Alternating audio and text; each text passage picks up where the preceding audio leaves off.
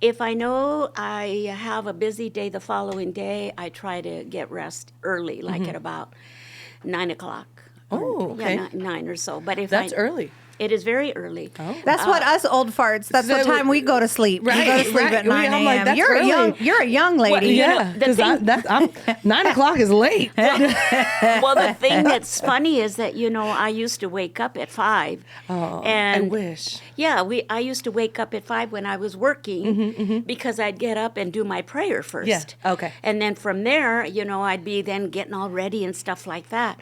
But when, so that was something to watch that routine because when you're regimented and you have to, put in your prayer time, then you have to make sure you've already pre-planned what you're going to wear. You're also going to know, whether you're going to remember, do I have gas in my car? Did I get this? Did I get that and stuff? Right? And then not only that, but have already, if you are working mother, did I take something out for dinner? Yeah. Do I need to throw a piece of laundry in the machine? Yeah. All the stuff. So, but anyways, we for last night, I went to bed early. 9 o'clock. So that I could get rested for today. Okay. And what time you were up at 5? Oh, no. I'm talking about the way it used to be. Oh, okay. So okay, today, okay. Grandpa is telling me this. He's saying, he gets a call early this morning. I'm saying early, 7 o'clock, right? And the person on the other end says, "You're still in bed?" And he says, "Well, I'm not going to go to work, so why should I be up?" That's a great point. That is a good point. That is a fantastic For what? Yeah. point. And so then he says, when I was young, I used to go to bed early and wake up early, as you know. Yeah. He says, but why not just take advantage of waking up late and which he does. And so what does he do? He gets up this morning. This is his regimen. I already know it. Oh, that's right. I'll tell you this part. This was hilarious. So the person, I'm over here edging him on. And as he's talking to this person, and I'm saying, sometimes you do it, sometimes you don't. You don't go to bed early or whatever it is. And so then he throws around and he says, yeah, that's Pauline on the other end. He says, there's no way to avoid her. I have to sleep with her. I've been sleeping with her for 64 years. And I wake up and there she is. And he keeps threatening me. He keeps threatening me he's going to get another bed. Oh, God. Because we have the kind that go like yeah. Yes. Well, so you technically have your own bed. I do. Yeah. And he does too, but we're that far apart. Oh, it's too close. Yeah, because he says I take all the blankets. Well, hey. And I don't, because now I have my own little blankets. Oh, yeah. Well, yeah. But he says sometimes my feet end up in his side. That's where they're supposed to be. And I said, yeah. I'm like, my feet fit right in the back of the knee of Nathan's. You're lucky That's where I'm they touching belong. you. That's the only touching you'll get. Yeah. No, you know what's the fun part though? In the morning when he's still like this, I am the kind I know he's asleep, so pretend this is him, and he has his back to me. I'll go. And I'm tapping him all over his back. Yeah. And I'm thinking he's still asleep because he's not responding. So I continue it more, and then I go close to his neck here in his ear, and he's like, "Shut up! Stop it! I'm trying to sleep." Oh, gosh. And Grandpa then, has to get over it. But then he says, "Do you want to get frisky?" Oh, God. Grandpa. Well, hey, viewers and listeners, if you are just tuning in with us, this is Grandma. Yes, we are it's recording. going in. So, if you have not already noticed, we have our favorite Grammy, which is, Grammy on with us on Beyond I Do. So, welcome, viewers and listeners. She is a joy to have. And we also have Pastor Sanaz in the house. This is a female Beyond I Do this week, because some of you may have heard Pastor Adam is out resting because he had surgery, appendicitis. Yes. Literally had to have his appendix removed. That was a wild day. Yeah. It was a crazy day. But yes, we are here. We are excited. We have some topics that we're going to get into today. Before we get into the topics, Tell me. I have to say I was very nervous about coming onto this podcast. Why? Because some people may remember in 2020, we launched, our women's ministry launched an online PJs and lattes. Yes. Oh, yes. And we would film an Instagram live. And there was one day where I was interviewing Grammy on PJs and lattes. Right. But we were talking about sex. We're obviously not talking about sex right now, but we were talking about sex. Grammy grabs my hand and starts rubbing it all over her body to show for like a visual of what she would do with her husband. And I'm sitting there on camera like, this is so uncomfortable. And it is embedded in my brain. So when I had heard, we're doing a female podcast and it's going to be grandma, and I'm like, oh gosh. Oh, no, what is she going to do this But she can tell. She's going to get on top of the table and start dancing. And I can. Just give me a little ladder. Adam is literally going to be like, I can't listen to this laughing. But it was probably our highest rated PJs and lattes. I'll tell you that. So all I know is that it's going to be a fun time today. Because a lot of husbands actually enjoyed that. Because a lot they of the did. husbands They snuck onto the women's page. They were grateful for that advice that you had given them. Well, the thing is, Tell that us. when Sanaz was, when she invited me and gave me the subject, I thought, okay. But I didn't know because I thought they had said that it'll run and then we'll just splice and cut and No. and We didn't have Andy. Sorry. Yeah. and so I felt real lucid, as you could see, and I said a lot of things probably that I said when I found out later, and but I guess whatever I said had to come out. You don't stay married for 64 years. Right. Without a little risqueness. Right. So yeah. You taught us well. So when you've been married that many years, you've done it all over. Yes. Sure. No matter where it is. This is the best. Okay. So we aren't talking about sex today, just so everyone is well informed. That is not a topic. Maybe for the next time, right? Yes, right. okay. Right. Next time it'll be that's all right. Next time it'll be Grammy with her grandsons, and she'll my tell God. them. Yeah, that's right. that would be so funny to That watch. would. Watch them get uncomfortable. Oh, and they would probably cringe. But topic of today, Yes. we've had a couple women that have asked, and a couple people have asked myself or Pastor Sanaz kind of how, and we've even talked to you about it, Grandma, about how have you in your life navigated through as a working mother, as a wife. How did you navigate through working in jobs? How did you navigate through either expounding with your family? Did you work or were you a stay-at-home mom? Because I know for us, Sanaz for a point in time was a stay-at-home mom. And what deciding factor made you decide to go back to work? Mm-hmm. So was it always a desire? Then I'll ask this, is it always a desire for you to work as a mother and a wife? Was that a desire for you?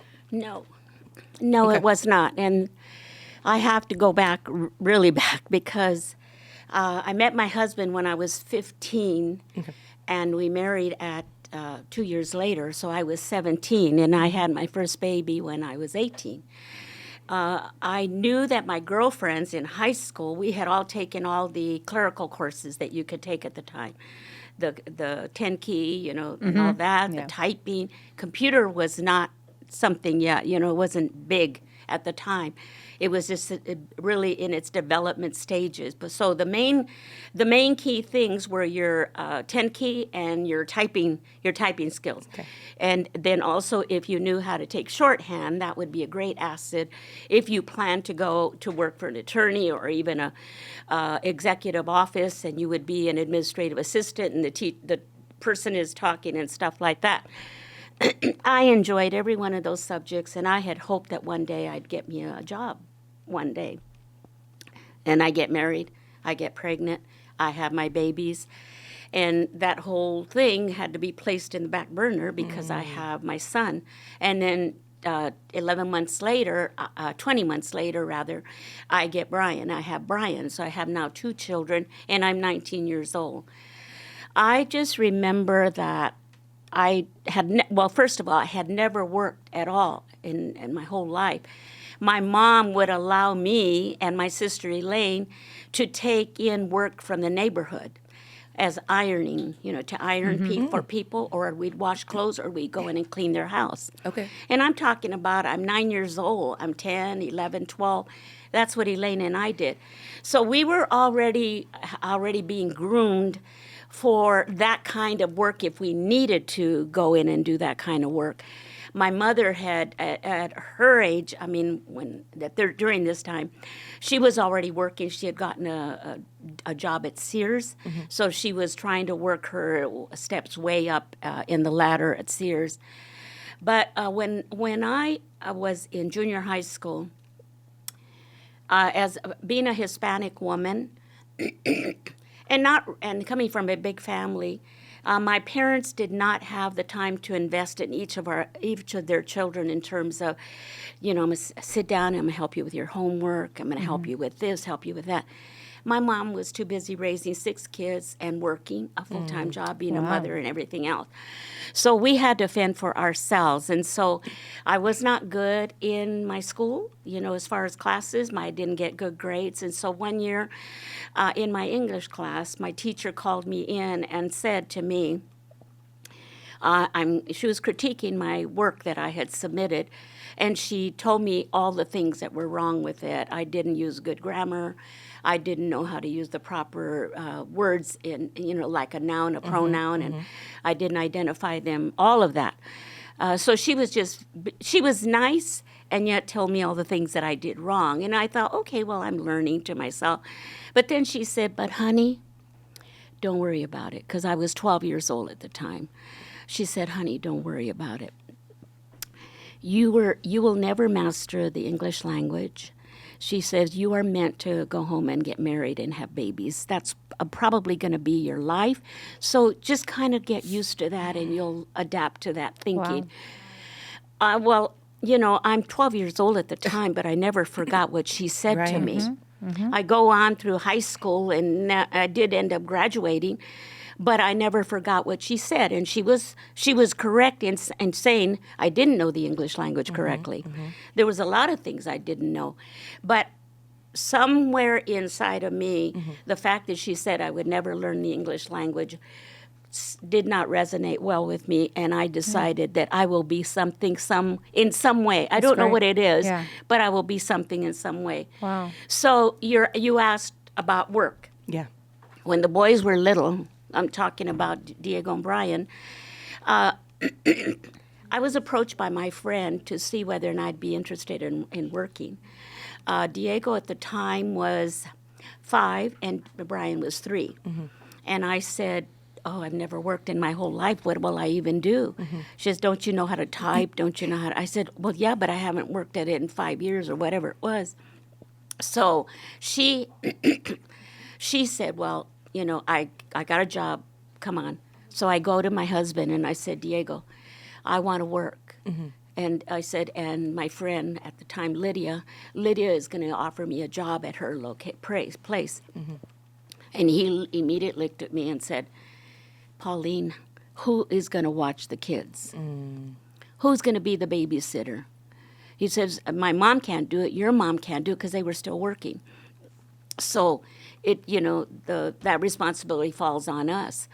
And so I said, well, I'm gonna try to do it. I'm gonna look for a babysitter. As it turns out, my girlfriend's friend or sister ended up babysitting for me. The thing is, though, that I realized in a very short period of time, and I'm gonna say within 6 months to the first year, that I didn't want to be at work, because my son Diego was begging me to be home. He didn't want me to go to work. And yet I knew, for me, and Brian was still little, so he wasn't the complainer, it was Diego. And he wasn't even complaining in the negative way. He was, Mommy, I miss you. I'd rather have you at home, because he had me at home since he was 5. And then I said, I had to go home and think about it. And this is where my decision to continue working came about.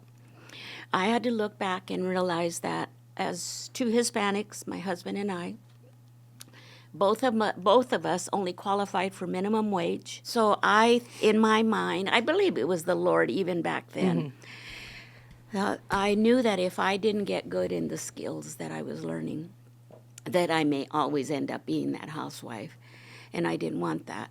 So I made the decision to keep working, and I did that for 5 more years. Okay.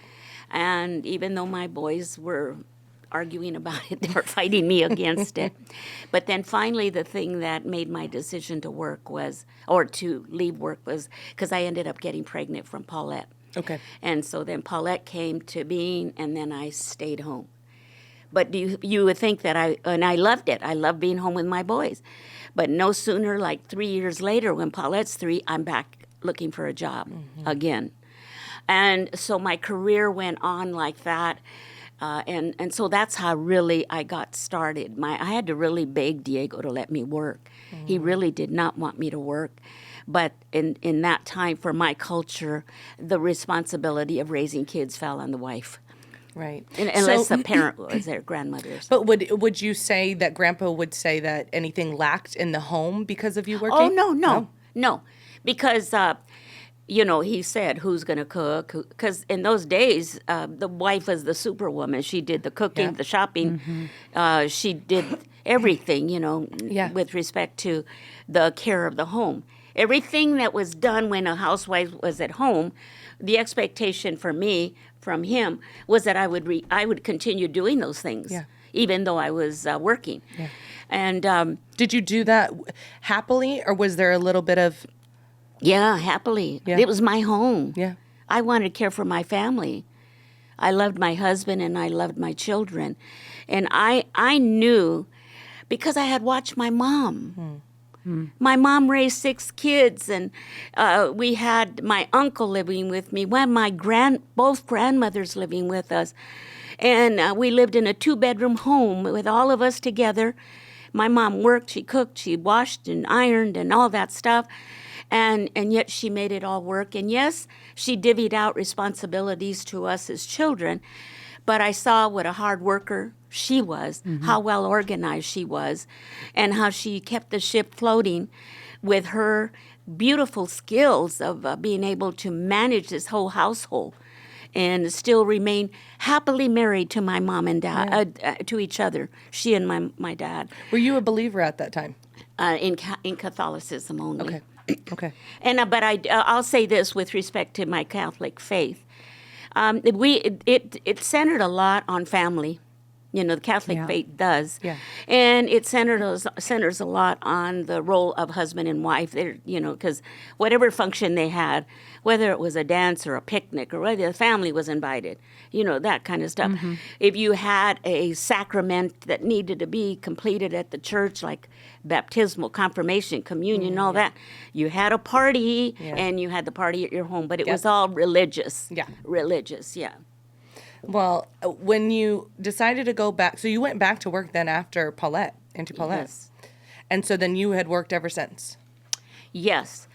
What I did was with Paulette, I started off in the classroom for 3.5 hours in the classroom. They immediately, I guess, noticed my skills, so they immediately the next year put me on a full-time program to work full-time. That first year, we had to get a babysitter for Paulette. The boys were already older, so they were pretty responsible. So Diego, my husband, took on that responsibility. He'd drive Paulette over to his parents and leave her in the morning and go pick her up in the afternoon. And so Paulette had Grandma and Grandpa Mesa to raise her. Oh, nice. Yeah, that was real nice.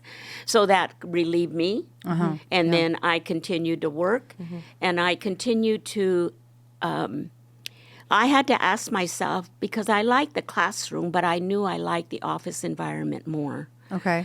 And so I worked hard at what I did in the classroom, but then I knew I needed to build up my skills. So I'm doing all this. I'm being a mother, the shopper, the wife, the lover. Going to work. I'm cleaning and all that, and then I decide I need to go back to school. So I enrolled in classes, and now I have added another responsibility to my plate. where I went back to night school to take. I didn't even realize at the time I was going to. I realized what I was doing, but I didn't realize what the purpose was. Mm-hmm. And that is, I started to take these child development classes, and I said, okay, because I wanted to learn how to raise children, my children. So I started taking those classes and learning how to communicate effectively and what the expectation was to learn a child's development, the process to see if my boys and Paulette were all growing normally, But it intrigued me, and I was very interested. And that's where I really learned how to be able to communicate effectively to my children. To me, that was the key. And I think I've shared this with you one time before, and that is how I was so intrigued with my neighbor. Yeah. Who spoke so soft and so gentle with her children. And because I could hear her, but I couldn't see who she was speaking with. And one day I went over there and I listened, and then the kids were responding. I said, "Oh, it's Chris, it's Chris Aaron, that she's talking to the children." And so then I asked her afterwards, how did you learn to speak that way? Because I thought you were talking to an adult. And then she began to explain what child development was all about. And how interesting it would be to be, and she says, I wanted to raise my children under, that type of environment that I would raise them properly, and I would build up their self-esteem and their confidence and all that.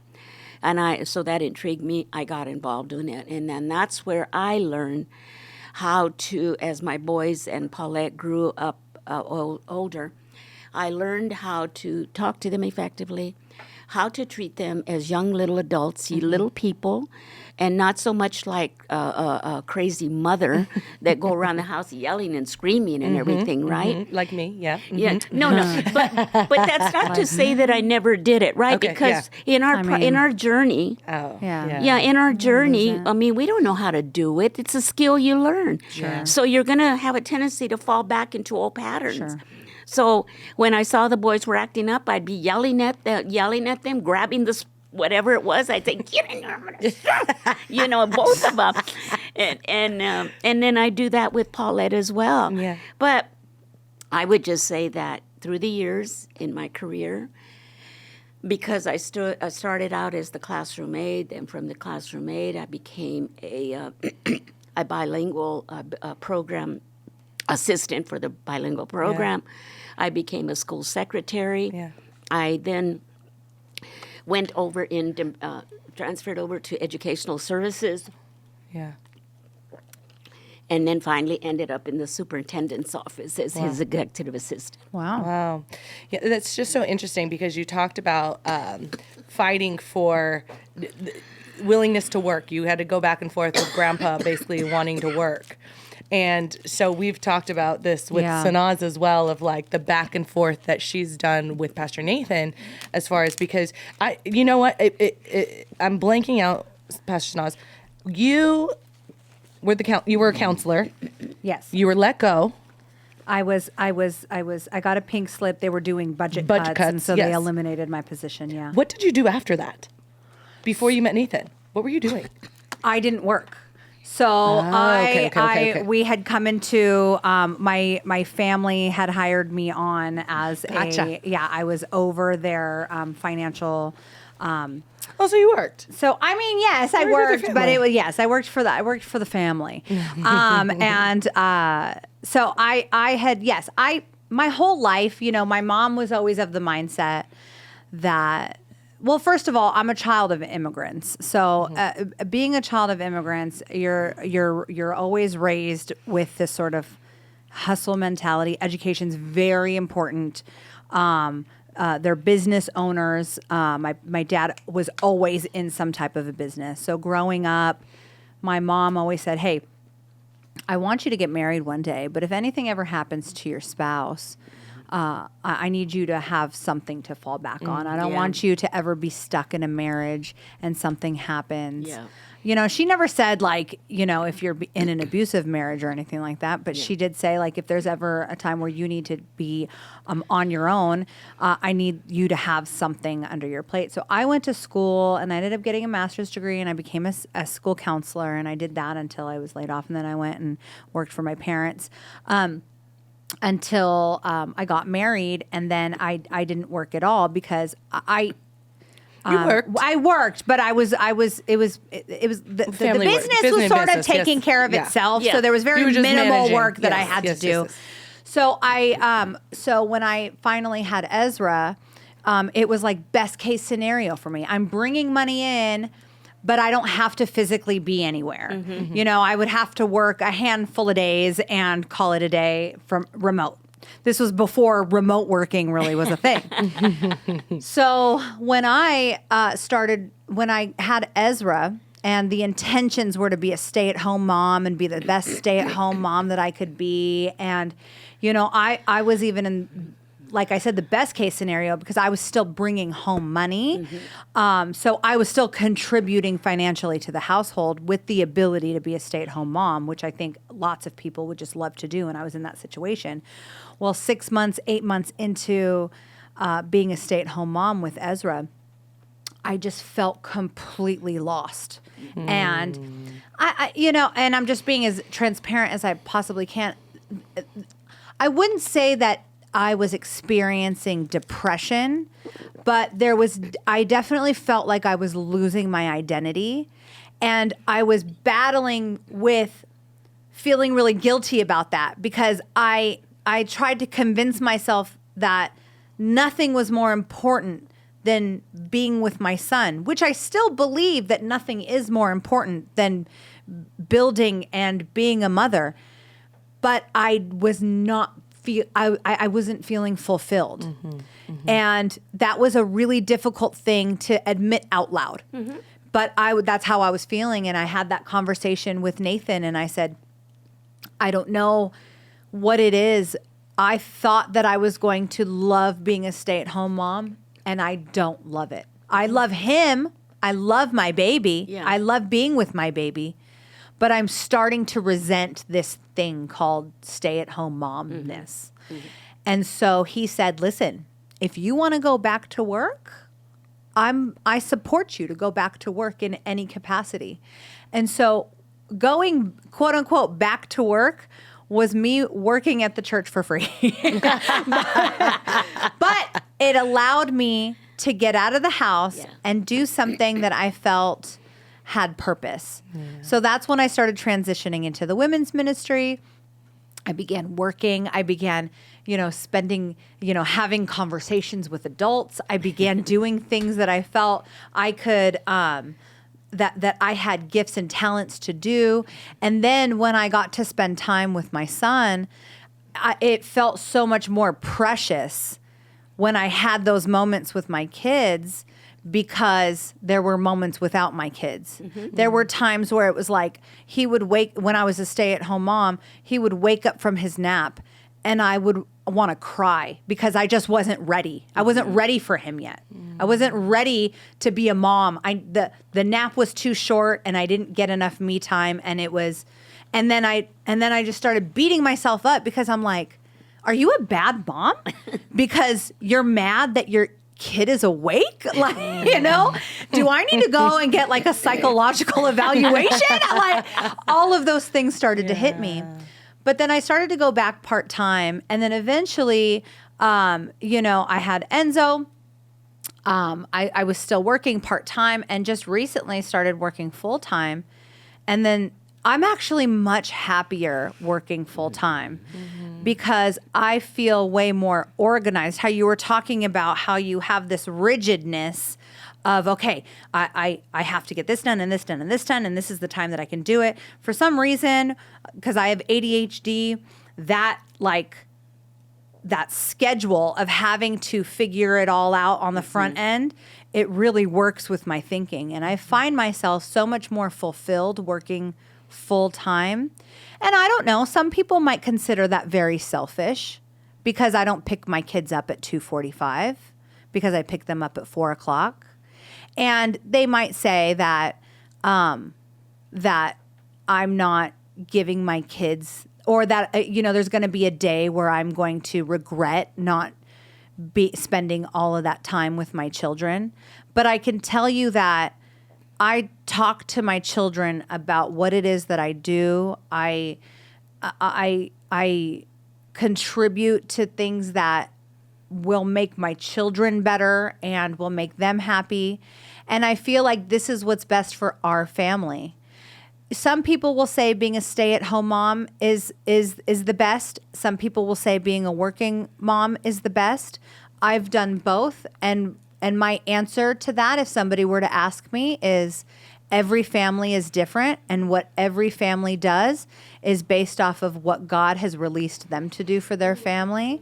And for us, being in ministry and being an example to my children and showing them how hard we work for the kingdom and having them be a part of it, and seeing their mom happy is a lot more important in my life. It might not be for somebody else's, but in my life, I feel that is where we're at today. Now, next year, I might go to my husband and say, I think my season of a stay-at-home mom might have to be back on the table. Then that's a conversation we would have. I don't see that happening. But as of right now, I'm extremely happy as a working mother. Yeah. How do you feel about that? Well, I think that what you said is very true. I think what's good for each family is always going to be something different. Yeah. Because there are desires that, like you said, each of us, which I've even had too, when I had both my boys, I stayed majority of the time with them while they were young until I believe it was 18 months. And then at that point in time, I know you and I, Grandma, had a conversation too when we were just crossing paths, because you knew how busy Adam and I were, and you know that we both were working. And you had said, the only thing that I need you to know, Ashlee, is every time, and I could be quoting it wrong, but you basically said, when you do have the time with your family and your kids at home, you have to be intentional with how much you work to make sure your kids feel loved. Yep. And and that's completely, you have to make them feel loved if you're a stay-at-home mom, because that's where your patience comes in. That's where the kindness, the creativity as a stay-at-home mom comes in, because you can't just wake up and sit and watch TV every day. You want to make sure your kids are active and out there and doing mommy and me groups. That's what you're doing as a stay-at-home mom. You're still doing and showing your kid love just as work, because there's so many times where I'm sure when you were staying home with your kids, like you said, I was getting frustrated. Yeah. And I can't take it out on him. He's not an employee. He's not an adult. I can't be mad at my child for waking up from a nap because I'm not ready. I still have to show love and kindness and in that. And so that's still work. Yeah. And so just like it's work to be a stay-at-home mom, you told me while you're working, Ashlee, it's still work. Because you're not let off the hook. It's even more important that when you pick your kid up 4:00, 2:45, whatever it may be, hey honey, how was your day? Did you have a good day? Did you have a bad day? You tell me every day when you get your boys in the car, you have your wins and your losses. Yeah, the peaks and the pits every day. Peaks and the pits. And so I think that it's just giving as working mothers, as stay-at-home moms, it's stay-at-home wives, whatever that may be, there should never be a battle of which one's harder, because they're both hard. They're both hard. Are. They're both hard. Yeah. And it's all what is dependent on what is good for your family and what works. Exactly. What works for your family may not work for my family, and that is okay. Yeah. And it's not to knock one or the other, because they're both hard. Like you said, you're like, would I rather yell at an employee? Yes, because they don't go home with me. I don't want to yell at my son because he's home with me. And then there's these things that you have to realize, how am I adapting to this situation, and what's important in the growth of my family? Is it better for me to be working, or is it better for me to be at home? It was important for me to have my children see the best side of me. Yes. And I didn't feel like I was the best version of me as a stay-at-home mom. And because I'm not wired I'm not And wired that's not that way. selfish to say that you couldn't handle it. Well, then just suck it up and do it. That's not what you're saying. Right. No. What I'm saying for me, being able to do something for myself and to be fulfilled there, I felt like I could go home and give my full attention to my children and it be about them. Where if I felt like I was always with them, then I would feel like I'm putting myself last, which is fine. But I knew that I never wanted to be in a position where I would resent my children. And it took a lot of ebbs and flows of balancing whether or not I'm going to be a stay-at-home mom or I'm going to be working mom, part-time, full-time, however that's going to look, for me to realize. And then at the same time, my kids now are 6 and 9, and they're at a point where I can have those conversations with them of what the week looks like. You know, I was just telling them the other day, and I'm like, hey guys, you know, this week is a really exciting week for us, but with that, it's a lot of work. So I'm not going to be home a whole lot. You might see a few sitters. Grandma might come and get you. You know, but we're going to celebrate, you know, next week, and we're going to go out, we're going to do this. And, you know, they understand the balance of it. Yes. And then when we are together, it's a lot more quality. And so for me, I had to choose quality over quantity. Yes. The time that we spend is very, what you said, that it was intentional. Yes. Yeah. The time we spend is very intentional, as opposed to like, well, we got all Saturday, and then all of a sudden we realize we've just been sitting on the couch on our devices the whole day because there's so much time to choose from. But when we only have a couple of hours in the day, I want to get to know my kids as best I can in those couple of hours, because that's all I get to see. And that worked for me. Yeah.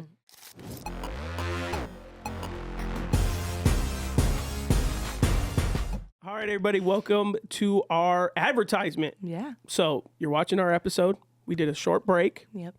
What do we got a little break for, Ashley? Oh, something really, really exciting that when you came home and told me about the news, I was overjoyed, and I hope you had 30 pieces, but you only had one, but it's okay. We are going to be talking about our new partnership Yes. with an amazing jeweler. Yes. So we have big news. We've teamed up with the exceptional jeweler, Aaron Barnett, to bring you a unique jewelry experience, from precious metals to custom creations. Aaron has it all, whether you're treating yourself or surprising a loved one. So it could be for you or someone you love, okay? Mother, grandmother, sibling, you know, spouse, a loved one. His jewelry is a testament to cherished moments. As part of our community, you get special discounts and a chance to visit his private showroom in Los Angeles. So for anniversaries, birthdays, or just because, discover Aaron's jewelry in our show notes. Elevate your relationships with exquisite pieces from our partner, Aaron Barnett. It's a great relationship that we have, because now we can offer great discounts to our Beyond I Do community to hook them up. And so you visit, like we said, visit the show notes, and let's get back into the show. And that worked for me. Yeah. I really love both of your stories, because both of you are in essence saying almost the same thing. It's just the way you redesign or change things for you. But I know that for me to be a better mother, for me, I thought in my mind, for me to be a better mother for my family, for my children, I had to have some kind of purpose outside of that. And my purpose outside of that was to get a job, to fulfill the skills that I thought I needed help in, like going to school and stuff like that. But I also knew at that time that the one thing I knew, which is probably on the top of your radar too, is that in doing whatever I was going to do, work and, do your thing, I was not going to do it at the expense of my family. Right. I knew that my family was top priority. But it's like what you said, you learn to balance it. You learn how to not take so much the quantity, but the quality of whatever time you're giving them. So for me, you guys know me and you know my personality. So I really always, when I would pick up the kids or come home and everything, I was always upbeat.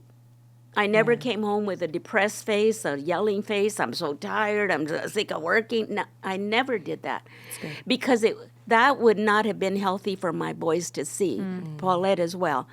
It wouldn't have been good for my husband because then I'm thinking he's going to tell me to quit. Right. You know, and I don't want to quit. I like my job. Right. So I knew I had to really right away, early on, find what was the best thing for me to do for my family. And like you said, the way you design your routine and your routine, they're all different, but they met our need. Right. They were there to, you know, like for me, with me working, coming home late and everything, even going to school and everything, I'd come home.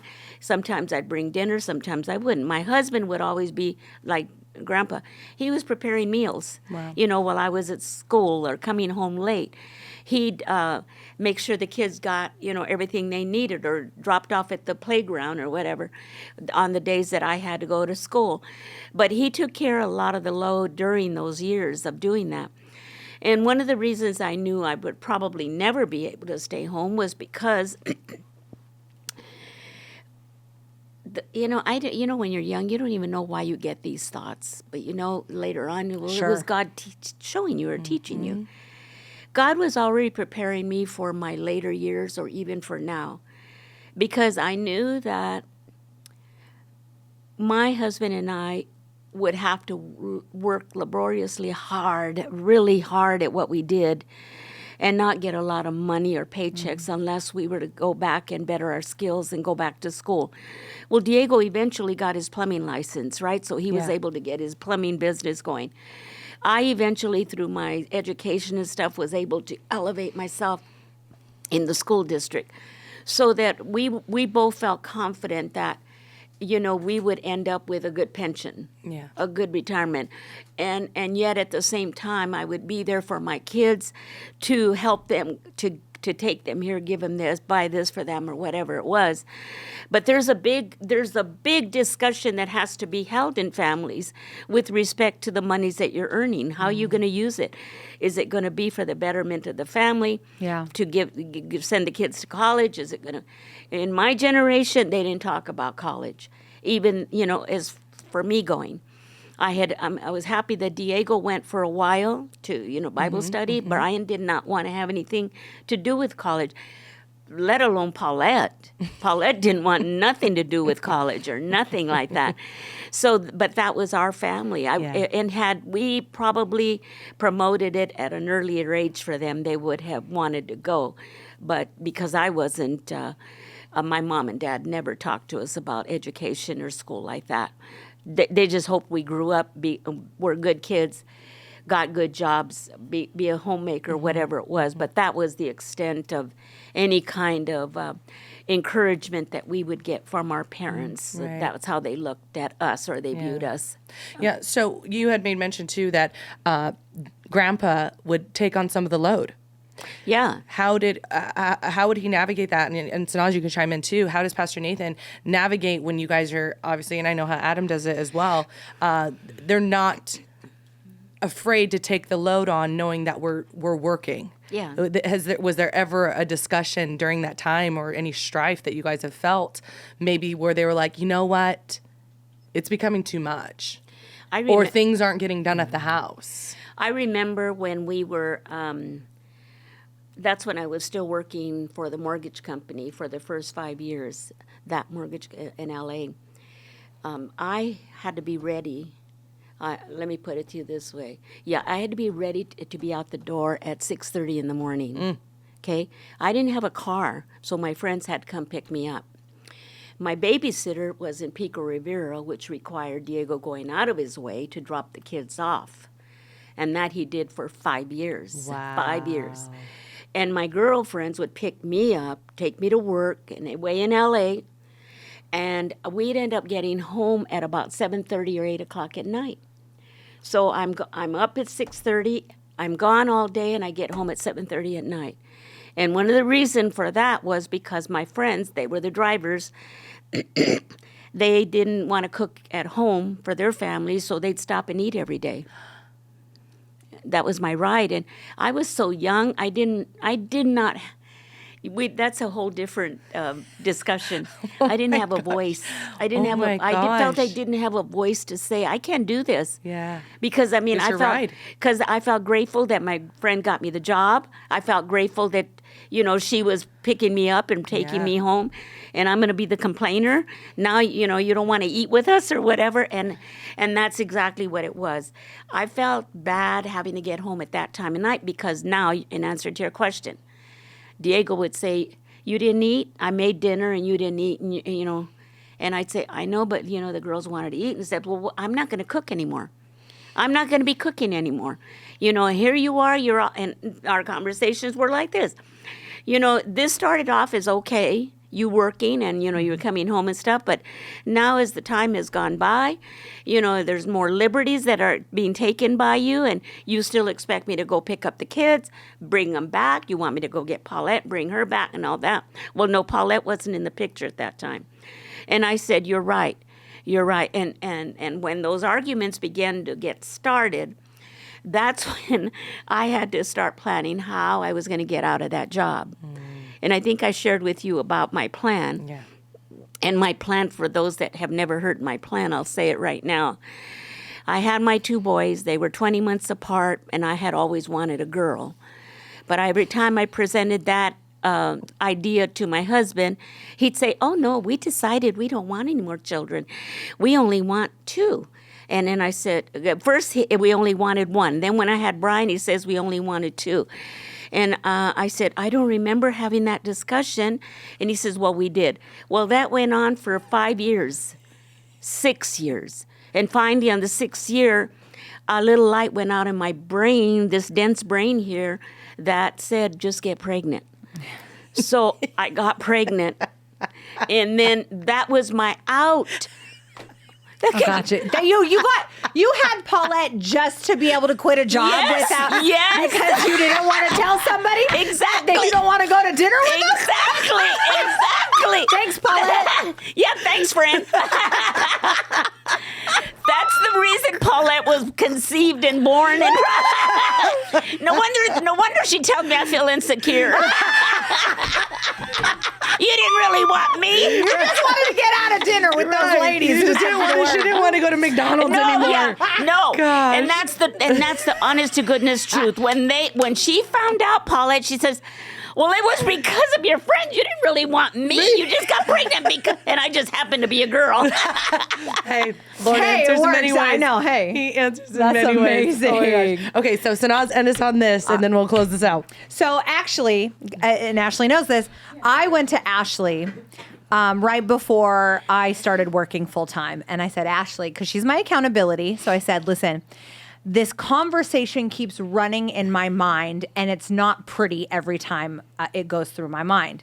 I feel like I haven't even started working full time, and I already feel like there's going to come a point where I'm going to resent Nathan because I'm doing 100% of the house and I'm working the same amount of hours he's working. And I can already picture it, and I can already picture it not being pretty. Mm-hmm. And she said, okay, you need to have this conversation before you start working full time. And what you need to say is you need to let him know that there is going to be a need from him in the house since you are going to be working full time. So I got my thoughts together, and on a good day, because you don't start a conversation like that on a bad day, on a good day, I said, Nathan, can I have a conversation with you? I said, I'm going to be working full time. I'm very excited to be working full time. You have expressed that the church would like for me to come on and have more responsibilities, and I would love to, be there in any capacity that the church needs me. Mm-hmm. However, I know that I am doing a lot at home, and I just wanted to come to you and ask if there is something that you would be willing to take off of my plate at home so that I don't get to a place where I will be overwhelmed. So that's how I had phrased it. Ooh. And so he's like, okay. I said, is there something you would like to take off my plate, or would you like me to tell you some things that could be taken off the plate? And he's like, let me think. One thing, and then she says things. There's a list. Yeah. And he says, list to choose from. Right. So he says, okay. He goes, let me think about it, and then I'll get back to you. And so it was he received it very well. Okay. So then the next day he comes to me and he goes, okay, I know that you get the kids ready and you take the kids to school every morning, but I also know that you like to work out in the morning. So why don't I get the kids ready for school so that you can work out and you can have the morning to yourself? I will handle the kids all morning, and then they will be ready for you when you go to take the kids to school, and then you can go straight into work after that. And I said, that's a great thing to take off my plate. Yeah. Because I didn't know how I was going to, I was going to have to wake up at 4:00 in the morning to work out so that I can then shower and get ready and then get the kids ready and then make the kids breakfast and make their lunch, all of that stuff. Yeah. And then get the kid and then be out the door at 7:30 to take the kids to school so that I could be in the office by 8.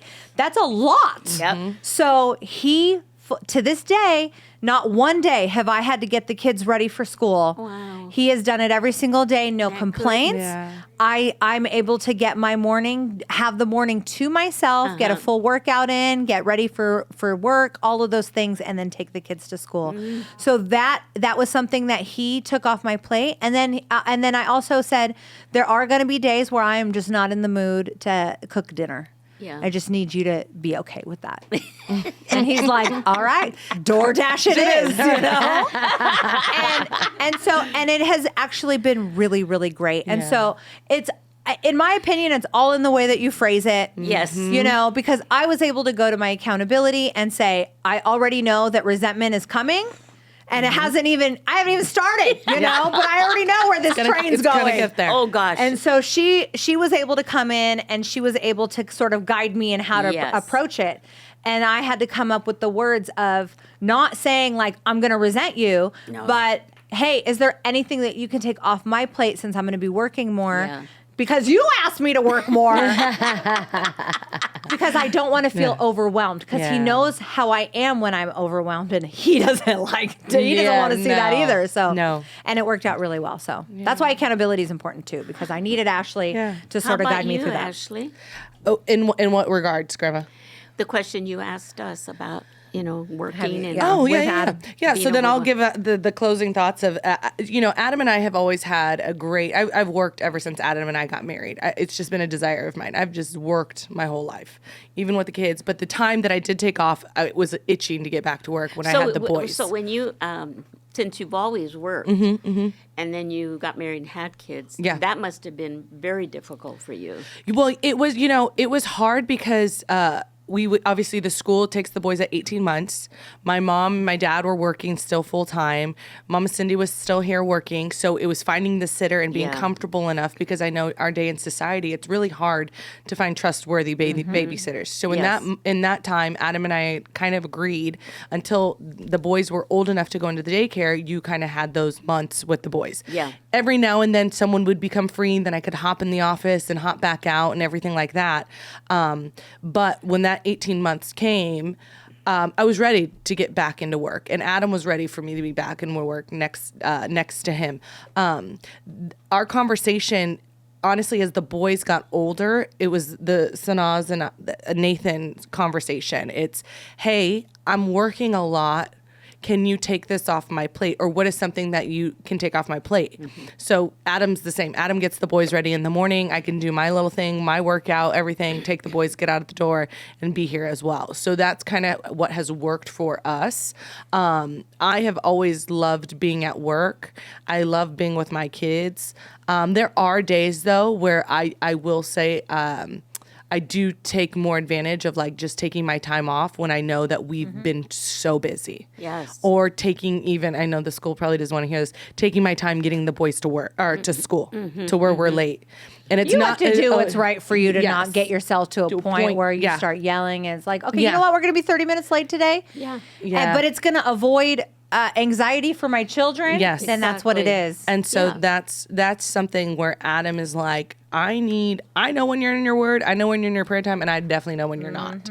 So we have a really good communication, accountability to making sure that if I ever felt overwhelmed or overworked, I have people to lean on. I have friends and That's family good. to where even when it comes to the kids, where I'm saying, which I would agree with stay-at-home moms, making sure you have friends and accountability Yes. to release, to say, I need some me time. Like Sanaz said earlier, it was like I felt my identity was in my kids. Yes. And it can't be. Right. It No, can't be. it cannot be. And so that is one thing as a mom and as a wife, you have to make sure you have a solid foundation of how you want to be viewed in character, aspirations, in life. And it can't be involved with, it can't have a title with, well, I'm Matthias's mom. No. No, I'm Ashlee. Yeah. I'm Adam's wife. No, I'm Ashlee. Yeah. Yeah. And so I think that's where the mindset for us women have to get out of. We have these roles and these things that we're doing, but we're still in our own personal identity. I am Ashlee.